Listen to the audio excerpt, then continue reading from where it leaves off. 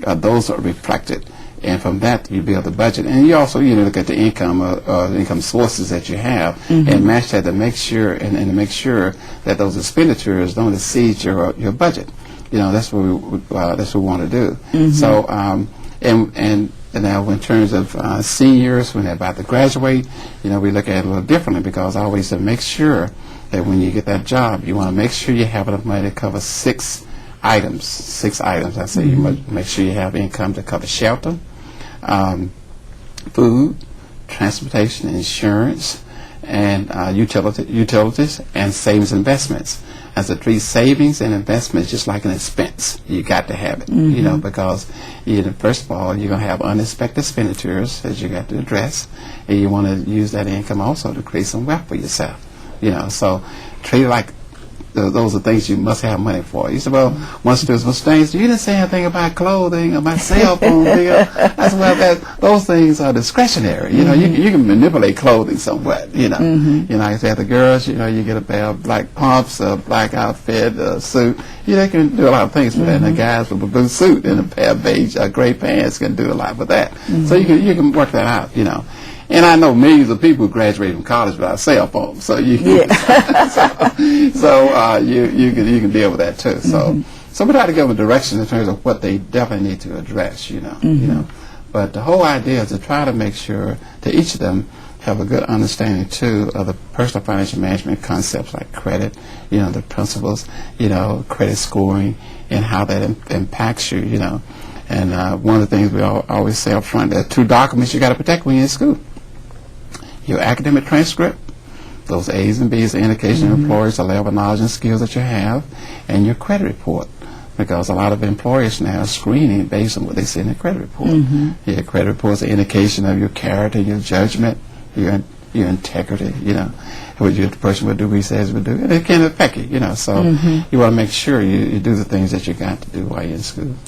Do you find that there is some knowledge of financial literacy when you go in? Well, it's very spotty. It's very, you may find one or two in the class, but most of them find that this is something that I'm glad you came. They even something you say, do you all provide seminars to parents, because our parents don't know this. So and some schools have done, like Virginia State University, they had us to present to the parents too. And University of Arkansas Pine Bluff, the same situation. The parents were very receptive. True, they said, I wish you had talked to us 20 years ago, but but they're using what they learned now to try to better themselves. There's tremendous support, and these are real life skills.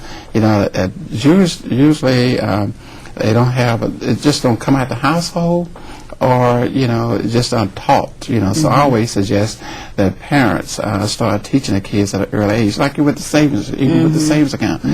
Some of these things that they must know, establishing a banking relationship, having a checking account, even showing how to balance a checkbook. To make sure they don't have overdrawers.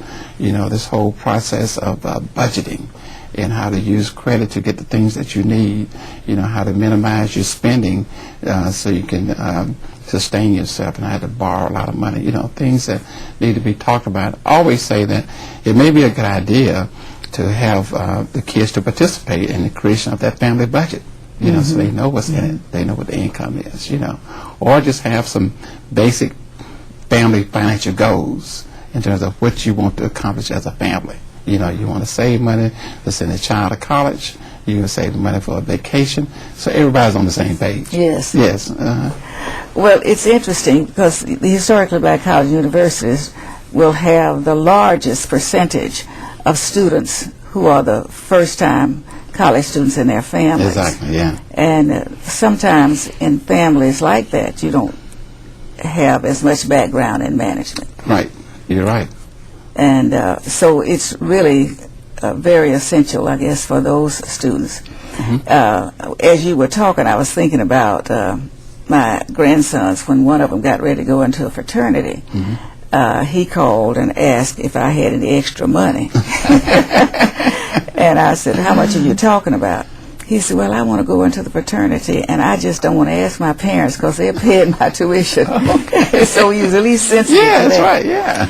And so I kind of pitch in a little bit to try to help to make sure they don't have these big debts when it's over. But what things do young people really need to know about money, especially when they have not had any prior dealing with managing their own money? Just put the essentials down, as you mentioned, and then put what it cost, add that up, and then check and see what they have available, and make sure they take care of the essentials first. Right. Oh, yes, right. And limit spending, and plus know yourself. If you're a person who is an impulse buyer, if you have a credit card on the Saturday afternoon when you have your friends are going to the mall, but you don't have that discipline. You may want to leave that card in your room or in the kitchen refrigerator, freezer somewhere, So if you know yourself, you know what your tendencies are in terms of impulse buying, you need to make some adjustments for it. One thing is limit spending, because just casually spending money will lead you to financial difficulty later on, So that's one of the second items on the list there in terms of basic money management principles. Limit your spending, because it can just get away. Money just get away from you, And one thing about it, it's a thing about discipline, and also a lot of financial problems associated with your behavior in terms of how you manage situations. So you want to think about that and know yourself. And you primarily work with college students. Yes, college students, but we're beginning of last year, 2008, we started expanding our program to communities. We have also a community-based program where we go into churches and community centers and provide financial education to That's good. Yeah, and so we want to have we're looking at a three-pronged approach: the colleges, the community, the churches and community centers, and the workplace. We also want to look at the workplace because there's a great need there too, because you see that a lot of people who have worked for a number of years have very little in terms of retirement income, and a lot of associated with they didn't know how to make investments or how to budget or how to manage their credit, So we're going to look at also the workplace. We're planning to get that started with hopefully this year, But so we have a three-pronged approach. That's what we want to do. How much are your classes to attend? Excuse me?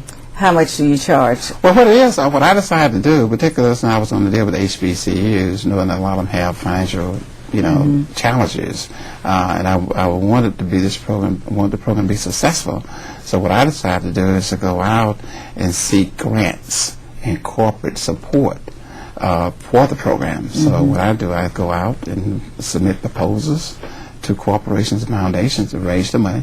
I look for those entities that have a commitment to financial literacy, and it's worked that way. So when we contact the schools, or when the schools contact us, they only have to prepare a place for us to present seminars, have the equipment, and bring the students.